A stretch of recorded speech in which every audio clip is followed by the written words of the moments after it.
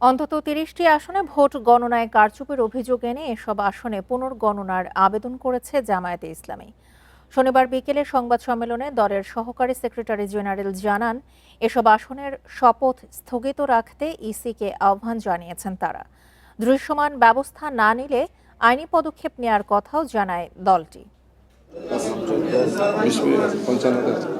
Vote গণনায় কারচুপির অভিযোগ এনে শনিবার বিকেল 5:30টায় মগবাজারে দলের কেন্দ্রীয় কার্যালয়ে সংবাদ সম্মেলন করে জামায়াতে ইসলামী।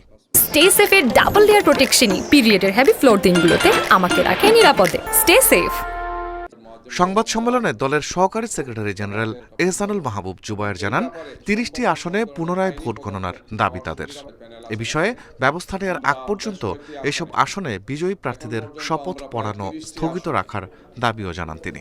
৩০টি আসনে আমরা এই ধরনের চরম অব্যবস্থাপনা দেখেছি, যেখানে ভোট জালিয়াতি হয়েছে, কারচুপি হয়েছে।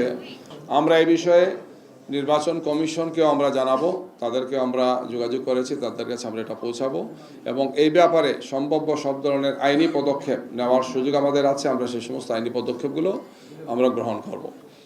নির্বাচন পরবর্তী দেশের নানা জেলায় জামায়াতে ইসলামীর নেতাকর্মীদের ওপর নির্যাতনের অভিযোগ করেন তিনি।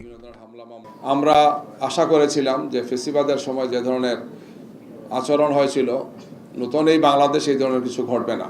তো আমরা দেখতে পাচ্ছি যে একের পর এক নির্বাচন পরবর্তী এই ধরনের ঘটনাগুলো ঘটছে।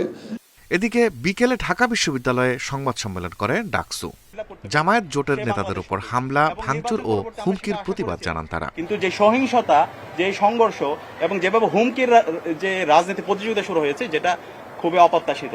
রিফাত শিশির, ইন্ডিপেন্ডেন্ট নিউজ।